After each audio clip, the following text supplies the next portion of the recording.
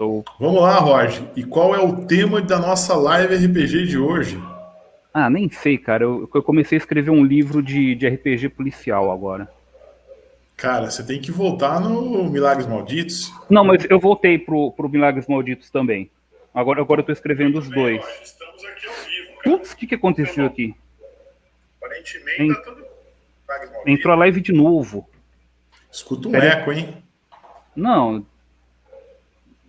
Pra variar, fiz coisa errada. Deixa eu acertar isso daqui. Senão não vai prestar, Léo. É muita Tô vendo coisa. que tá atrapalhado aí, hein? É muita coisa. Olha lá, ó. Vem eco no fone. Nossa, Gelatis está acompanhando a live também. Então, ó, começa de novo aí pra gente poder depois cortar pra trás na hora que editar essa bagaça. Olha, estamos editando, que profissionalismo. Então, Léo, total falta de foco. Agora, no lugar de ficar confuso em escrever o cenário de fantasia medieval, eu tô escrevendo um de forças policiais também. Total falta de foco, para não conseguir terminar nenhum dos dois. Que beleza, hein? Vai ficar bacana. Mas eu tô analisando a estrutura que o pessoal está apresentando os cenários de fantasia medieval. E não sei se você percebeu, mas tem uma certa semelhança entre esses dois aqui, ó. World of Warcraft e Terras de Xiang. No jeito que foi apresentado. Tem um certo padrãozinho que coincidiu com o que eu estava utilizando também. Fala um pouco disso, Roger. Você vai apresentar um cenário de fantasia medieval. O cara conhece o medieval por cima, que é outra treta que deu aí por... Não sei com quem que eu estava conversando, o rolo que dá banheiro em fantasia medieval. Mas vamos lá. Você tem o conhecimento do que é o medieval, mais ou menos. Mas tem que explicar o que é a fantasia e tem que explicar o básico do teu cenário. Mesmo conhecendo de fantasia medieval, são nomes diferentes, são histórias diferentes. Começa por aí. A história do seu cenário. Sem dar muito detalhe, sem contar muita história, mas falando os eventos. O que teve de diferente? Se teve criatura, se teve divindade, se foi briga com humanos. Puta, derreteu minha tela aqui, Léo. Espera aí. Esse Roger é uma piada, cara. Quando você tá falando, tá vendo? Eu vou falando, derreteu, Roger. Voltou. Senão não consigo acompanhar aqui. Tá. Então, olha, do Terras de Xiang... O Terras de Xiang, olha só... a história, basicamente, né, ela tem como se no início do mundo houvessem como se fossem deuses realmente andando por ela. Então existem os deuses antigos, alguns com intenções mais nobres, outros nem tanto. Uhum. Você tem várias, elas não vou nem citar porque vai entrar, mas... O que acontece? A evolução do mundo ela vai acontecendo e em determinado momento algumas das espécies que eram menores, elas evoluem para humanoides. No caso são os tireses. Isso tudo você passa rapidinho, você nem gasta muito tempo nisso daí. Não gasta uma muito coisa tempo. Que você... É coisa de parágrafo, já aconteceu tudo isso daí. Isso. Não é verdade? Isso é o passado, né? O jogador ele não vai jogar nesse momento. É importante ele conhecer porque o personagem dele conhece, mas é tudo passado rapidinho, só os acadêmicos vão saber maiores detalhes, aí o jogador que se vire para improvisar alguma coisa. Então você faz essa evolução histórica até chegar perto do ponto atual. Isso. Aí o que acontece nos dois? Começa a falar dos personagens. Que você já começa a falar Isso, Tigirês, dos Sims, dos Lantros. Você já começa a falar da fantasia, dos eventos que aconteceram nesse cenário, e aí você fala das raças, que é o elemento mais fantástico, até, talvez, dependendo do cenário, porque é uma novidade para o pessoal que começa a jogar esse lance. Bom, agora não é mais novidade porque já tem o videogame, né? a turma Sim. já tá escolada, chegar no videogame e não é só com humano que eu jogo, eu posso escolher jogar com outras raças. Mas quando a gente jogou, foi muito louco. Putz, não é só com humano que eu jogo com outras raças. E o D&D nem desenvolvia tanto como fala, qual que era o comportamento. Só dava um resuminho, né, do comportamento de cada um. Era meio que carnaval, juntava as raças de boa nas cidades humanas e não se tinha muita preocupação com isso no começo. Depois que o pessoal tentou separar isso daí. Aí você começa a falar das raças. No World of Warcraft também começa a falar das raças. E aí já começa a entrar um pouco de regra. É uma coisa que me complicou aí, Léo. Você já começa a falar termo de regra, né? Quando você está descrevendo as raças. Isso. O que acontece, Roger, é que a gente faz ali, como eu falei para você, tem esse passado, né? No caso dos deuses e tudo, ele realmente é resumido, né? Às vezes, quando vocês pegam um dos deuses, aí você tem mais detalhes. Agora, tem o ínterim, que é quando aquela raça ela começa a ter registros, né? Sejam pictóricos escritos, começa a ter as construções. Esses são os pontos de história aí que começam a trazer um pouco mais, né, de luz na obra, no livro, do caso, do cenário, para poder trazer para o jogador um pouco das raças que os jogadores vão poder escolher como personagens, né?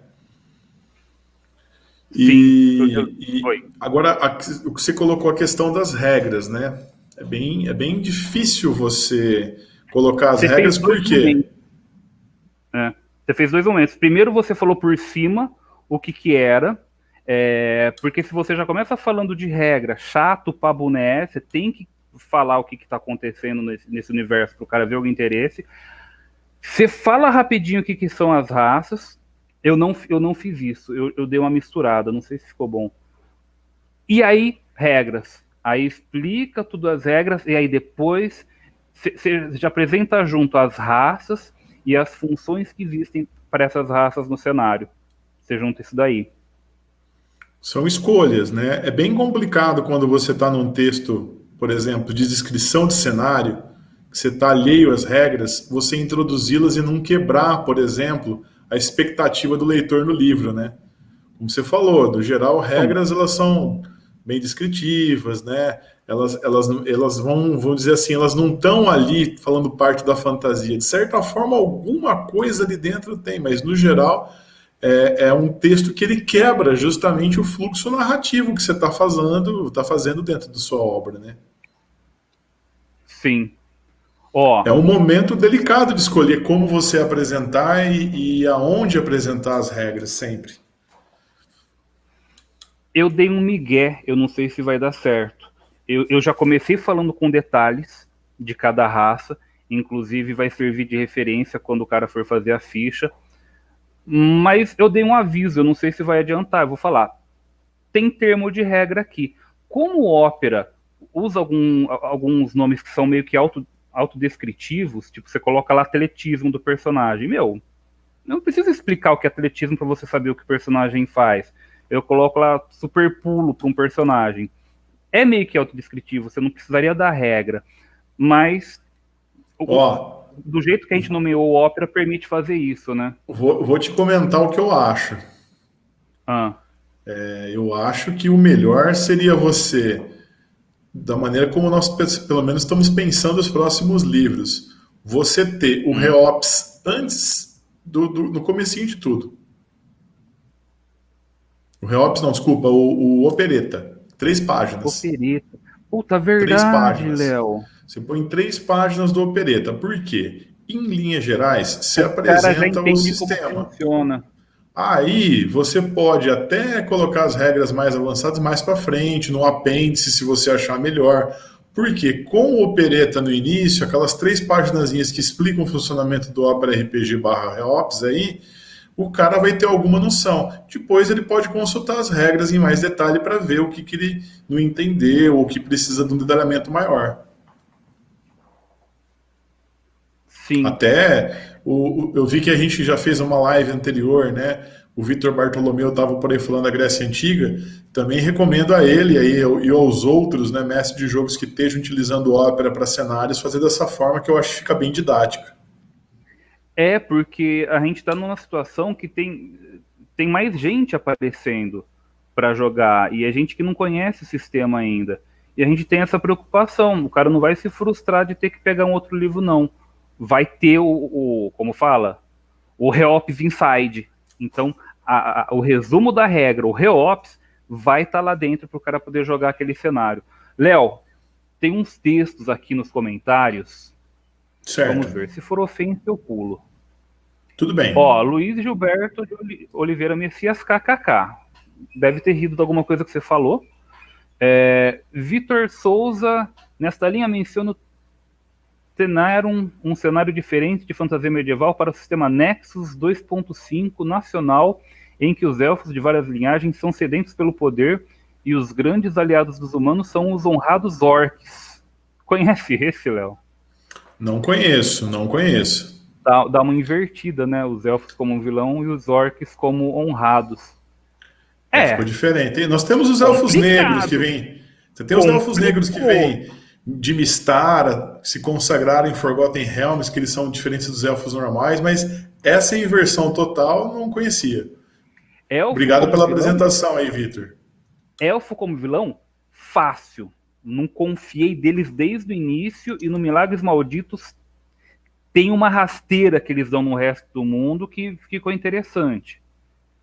Ficou pior do que a rasteira do Marx. E agora, Orc honrado, o World of Warcraft faz isso, né? Eles colocam. Os orcs são bem leais. Eles são mais comportadinhos, são mais. Eles são muito presos a códigos de honra, né? Eles são presos a a questão da lealdade. Isso é um valor grande na sociedade deles dentro do cenário do World of Warcraft. Aí, Luiz Gilberto Oliveira Messias mandou aqui. Em Dark Sun, até onde eu sabia, que começou a definir melhor as raças. Mus, Aracocra, entre outros. Faz sentido, porque os anões, os elfos, era meio que o que o Tolkien falou que e segue a barca. Não se dava muita explicação. Putz, esquecemos do Dark Sun de falar, Léo, dessa fantasia medieval louca. Gilberto, um grande mestre de Dark Sun, né? E a gente jogou essa bagaça. Eu joguei com um Deus gigante isso daí. É o Troy Crane. Uma coisa assim, que é a raça dos insetos que tem 2 membros a mais, né? De braços. Isso aí. Então, o Dark Sun, o André, não sei se você lembra, né, aí em Catanduva, ele comprou, a gente xerocou a caixa dele, todo mundo conseguiu, e a gente fez ótimos jogos dentro do cenário também, né? Mas o Gilberto tá certo, como você falou e complementou, Roger, eram tudo, até Dark Sun, tudo era muito próximo do que Tolkien havia descrito. Então aí que realmente começa uma definição detalhada e diferenciada, né, de como essas raças se apresentam em outros cenários. O AD&D Dark Sun aí é um bom exemplo disso mesmo. Porque aí surgiu a necessidade de descrever. Era uma coisa que não tinha um livro contando essa história antes, não tinha o desenho do Thundercats falando desses personagens antes, então os caras tiveram que descrever como que são, comportamento, só que os caras tinham uma coisa que eu não tenho, que é a ilustração. Que é o Bron, que desenhava ainda desenhos incríveis pro Dark Sun, um dos melhores artistas aí da época do AD&D, né? É fantástica a arte dele. Sim. Vitor Souza mandou um link aqui. Eu não vou clicar, que pode ser vírus. Falando do Opereta, que é o resumo do Opera. Lá, ó. Tricem é super roubado. Eu percebi quando eu vi a regra, por isso que eu escolhi. É mesmo. É desbalanceado. Né? Aquele tipo de personagem que não dá condições iniciais iguais para os jogadores, para os personagens, né? Mas é outra coisa que é uma coisa que que a gente chutou o balde desde o começo no Opera. A pontuação, ela é mais para você colocar um limite pro seu personagem, para ele não virar bagunça. Mas essa de equilíbrio em RPG de mesa, que é uma história que vai ser contada, que você tem liberdade para criar o personagem, não tem como Depende, você. Roger. Ó, se você pega, por exemplo, algo muito como Terras de Xiang, teve campanhas que eu fiz de Terras de Xiang que tinham personagens magos assim extremamente poderosos perto de outros personagens. Havia um Exato. desbalanceamento, né? Sim, Agora, mas em supers, quando você, por exemplo, pega um sistema por pontuação e você fala, ó, a partir daqui vocês constroem personagens, dá para fazer. Cyberpunk é mais interessante você ter esse equilíbrio porque o tipo de aventura é mais individualista do que colaborativa, de interesses. Então, às vezes, quando você tem indivíduos que estão muito discrepantes em termos da colaboração, né? Botar a pontuação próxima para personagem é legal. Agora, no geral, na fantasia, é difícil você conseguir isso tendo multiplicidade de raça. Muito difícil. então, não só multiplicidade de raça, como mesmo com poder, Léo, é, não dá para deixar equilibrado. Assim, a não ser que você queira fazer para briga, entendeu? É mais ou menos o que eu estou te falando. Os poderes eles vão ficar mais ou menos equilibrados para situações extremas, né? Então, mas como a gente tem uma liberdade de que pode acontecer qualquer coisa na história, vai ficar desequilibrado. O cara que investe mais em poder de infiltração, dificilmente ele vai conseguir tretar com um cara que é o tanque do grupo. O cara que é o tanque do grupo, ele não vai conseguir entrar num lugar que tipo, tem muito poder de dano. Que o infiltrador conseguiria entrar. É nesse ponto que eu falo. Não é todo mundo, não vai dar para colocar um para brigar com o outro e falar que vai ser uma luta equilibrada. Então, acredito que o Dark Sun tinha isso também. Olha, é uma história, vai estar desequilibrado o personagem. Vocês querem ficar brigando um com o outro? Tem uma coisa chamada videogame. Você coloca o Street Fighter lá, um fica com o Blanca, que é outra raça, e vocês vê o que vocês fazem da vida.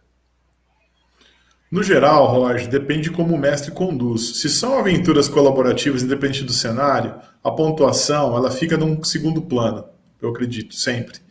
Contudo, como eu falei, em determinados cenários em que você tem confronto entre personagens, entendo perfeitamente o que você colocou em relação a um infiltrador e um tanque aí, né?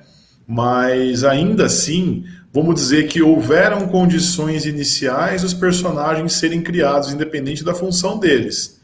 Como cada um, né, cada jogador vai criar seu personagem, é um caso à parte. Mas vamos dizer que as condições iniciais estavam lá, e se houver um conflito, ele vai ficar ligeiramente mais equilibrado do que o outro, onde você tem uma discrepância maior. Sim, é um ponto também que eu desencanei. As raças no D&D, eu acho que depois no AD&D, eu acho que até hoje no D&D, o pessoal busca uma maneira de compensar, né? Um tem mais magia, mas tem menos ponto de físico. Outro tá na média com os pontos de físico, só que tem umas magias mais reduzidas. Acredito que o D&D tá nessa até hoje, tentando equilibrar os personagenzinhos do videogame, não tá? Teve um ponto aí fora da curva que foi a quarta edição, né? Que é uma coisa esquisitíssima, né? Você precisa de um Assim, computador para mestrar, mas voltando para a quinta edição, né? E voltando para o 3.53, a segunda edição, o D&D clássico, o quanto pessoal mais tinha. você regride na linha do tempo, mais desequilibrado é. Não, Léo. Opa! Eles tinham. Não, você pega o D&D velho, Dungeons and Dragons, eles tinham uma busca de você tentar equilibrar o personagem, para Não, ninguém é ficar uma triste. busca, Roger. Se eles conseguiram, já é outra coisa, porque mago a partir de determinado nível é impossível de você vencer, por exemplo. Você pode pegar um guerreiro e um mago, é impossível o guerreiro vencer um mago em determinado nível. Os lances salvador dos guerreiros começavam a ficar baixo também. O, mas o que eu quero dizer? Eles buscavam isso daí. Mesmo não conseguindo, eles buscavam um equilíbrio entre os personagens. Você buscou isso daí no Terras de Shang? Ó, Existe uma diferença entre as raças permitidas aos jogadores no geral, aí, aos chineses e aos símios, que é muito pequena a pontuação. Agora, quando você pega um determinado arquétipo de personagem, né, e você compara com outros, a diferença aumenta, né? Essa pontuação ela varia aí de tipo de 10 pontos, né, até 40 quase. Tem Mas determinados aí, personagens. mas aí é uma coisa que acredito que até o Gilberto falou aqui, ó. Deixa eu voltar. Raça e classe. Que aí é a Isso. classe do personagem que vai deixar ele mais combado até do que a raça que ele iniciou, não é? Depende da raça, depende da classe, mas no geral acredito que sim. Ó, mais comentários aqui, o Vitor. Vocês mencionaram versões mais antigas do Ópera. Não tem versão mais antiga do Ópera, Vitor. Você tá louco? Que os pontos raciais não devem necessariamente ser ofertados para personagens das raças mais modestas. Não se deve buscar um equilíbrio. Não, na versão mais antiga, não. No módulo básico a gente fala isso. Que pô, é uma história que você vai contar. Não adianta você querer equilibrar que vai ficar forçado. Você lembra o que o D&D fazia com os elfos, Léo? Você fala em qual versão? No D&D. O O único que eu D&D tive capacidade para tá, é jogar a foi o primeira D&D. edição mesmo, a primeira edição, É. beleza. D6 de O, vida, elfo, termovisão, o né? elfo, ele era apelão porque ele tinha habilidade a mais, e ele era apelão porque ele tinha uma certa limitação de físico no nível do clérigo, só que ele podia usar magia, não tanto quanto o mago, mas ele podia. Então, ele meio que reunia o melhor de vários mundos. E que migué que os caras deram pro elfo não evoluir? Ele precisava de mais pontos de experiência para evoluir. Então, olha que a solução que a turma acha no desespero de tentar equilibrar o jogo. O elfo Tem era que mais lembrar, para aprender, né? tem que lembrar que é o primeiro RPG, né, histórico aí, o primeiro que trouxe a mecânica, tem todo um brilho em volta dele, eu acho ainda, pelo menos ainda para mim, quando você fala dos elfos e tal, mas concordo, tem o próprio clérigo e o elfo, que são meio, vamos dizer, da classe, né, seria meio guerreiro, meio mago, de certa maneira, né, que utiliza magia e também tem algumas habilidades físicas, eles são realmente diferenciados. O O elfo, com clérigo a não. questão. O O clérigo tem clérigo. o poder Mas, de espantar os mortos. mas precisava ter zumbi na história, né, Léo? Senão, bela bosta. E ele não tinha as habilidades raciais que o elfo tinha. E além Não. disso, Eu estou era magia dizendo que. clerical. Eu tô dizendo que assim, os dois são roubados. O elfo é mais roubado, mas quando você compara ainda, o clérigo é um pouquinho roubado também. Bom, ó, esquecemos os nossos convidados aqui na live. O Gilberto falou de uma coisa lá atrás. Mesmo na quinta tem coisa muito absurda. O Paulão faria um regaço. Paulão é advogado de regra aí?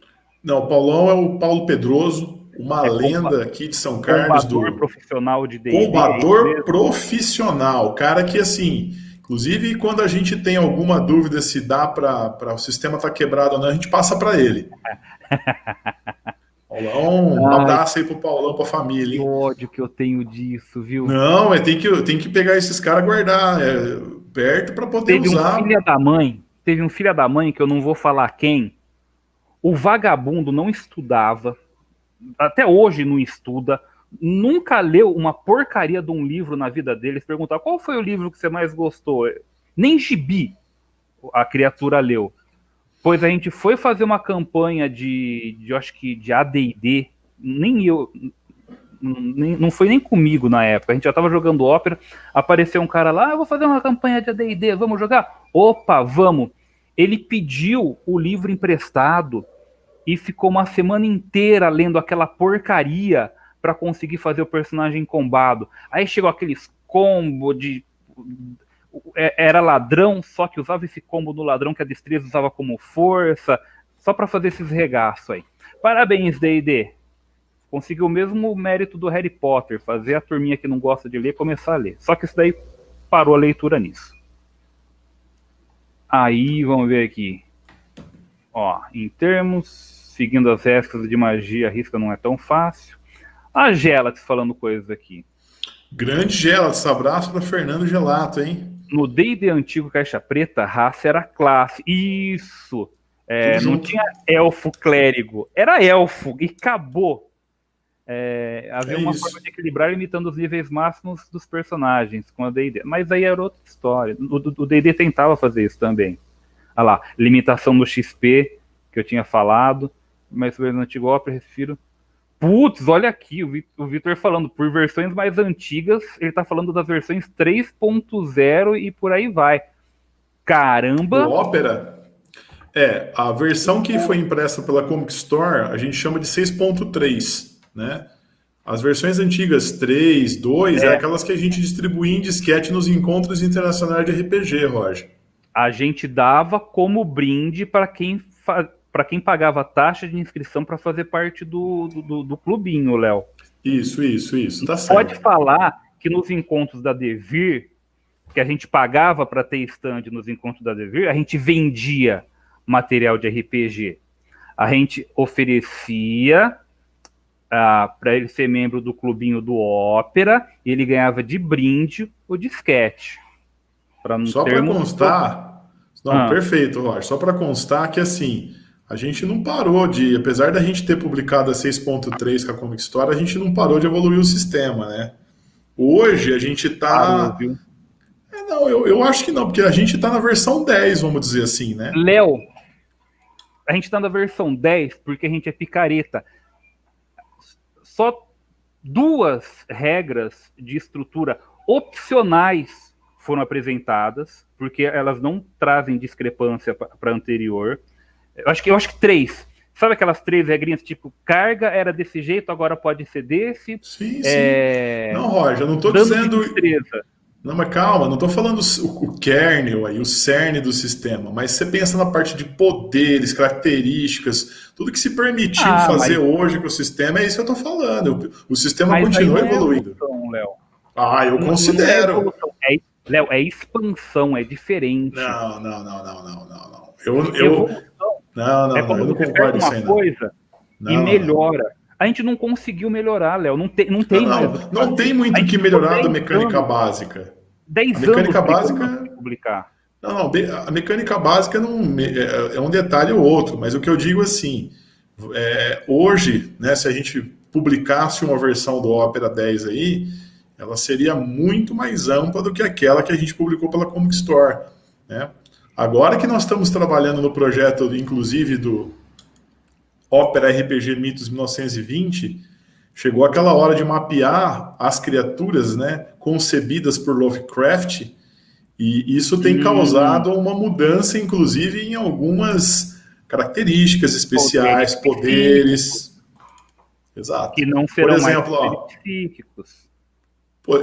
Percepção ampliada. Tem que ter agora, né?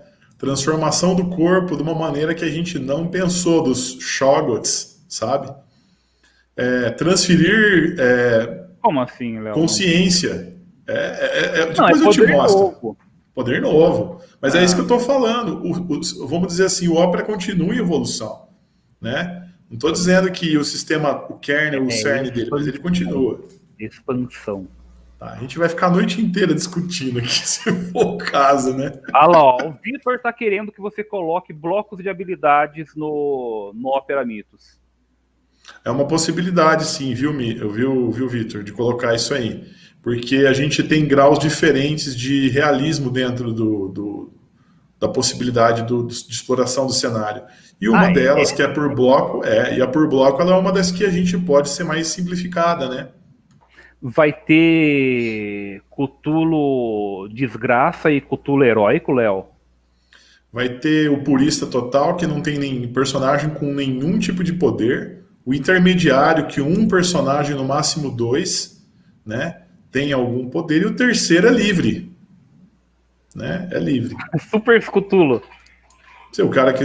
Tudo depende do mestre de jogo. Aí que tá. A gente coloca uma baita de uma densidade, um monte de situação pra trama, um monte de trauma de personagem pro cara fazer o quê? Supers com sobrenatural. Tá bom, então, joga isso daí, se é o que você quer jogar. Nós temos dentro do projeto alguns que são muito puristas e nem queriam essas outras versões. Só que, Através dos playtests que a gente está fazendo, o público quer. Não Né? dá, cara. Então tem que, acho que, tentar, dentro do possível, agradar gregos e troianos aí, fazendo essa variação de nível de realidade. A gente é aquilo que eu comento com o pessoal. É estilo diferente. Às vezes o cara começa a jogar, cai numa mesa que não é o estilo dele, mas ele nunca mais vai querer saber dessa bobagem, sabe? Ele, puta, que coisa chata. Eu não lembro quem. Puta, aí é a história de um famosão aí, que o cara era nessa parte artística e ele foi jogar com um dos caras famosões de RPG. E teve um momento que teve uma treta com o Orc, ele tentou entrar num acordo com o Orc veio pra cima e matou ele. Tipo, ele tava esperando outro estilo de jogo. Como assim? Pô, se a pessoa conversa, se essa criatura conversa comigo, ela deveria ter a capacidade, sabe, de entender o que tá acontecendo. É estilo diferente, né?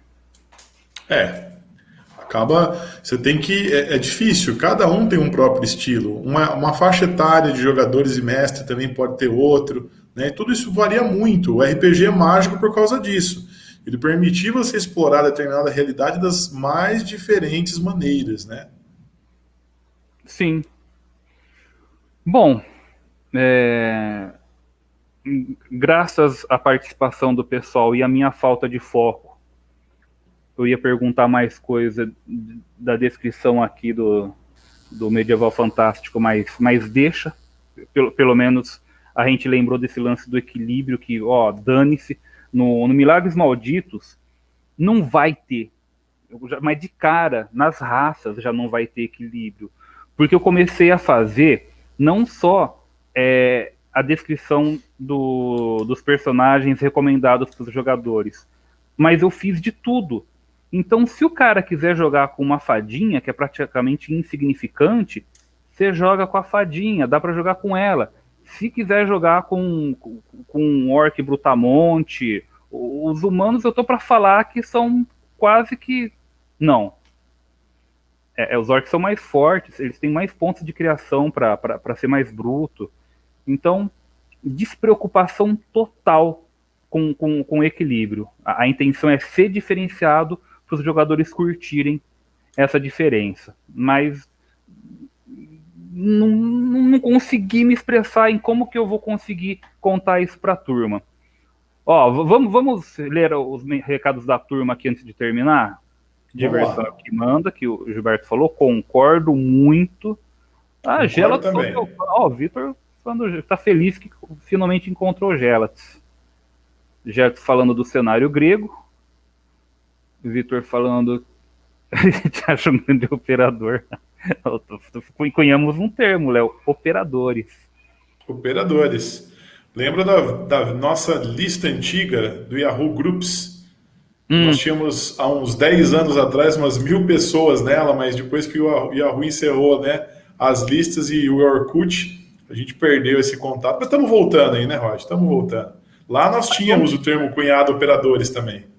Sim, volta e meia a gente usa. E o Gilberto, é por isso que o mestre tem que deixar claro como serão as coisas no cenário. É isso aí. Tem que ter essa... Mas é complicado você combinar isso antes com a turma. É o estilo que vai se formando, se o cara gostar ele continua jogando, se ele não gostar ele que vai beber no lugar de jogar. Mas é complicado combinar isso antes. Por mais que você combina, o estilo do cara mestrar é outro. Você consegue, Léo, fazer? Agora eu vou fazer.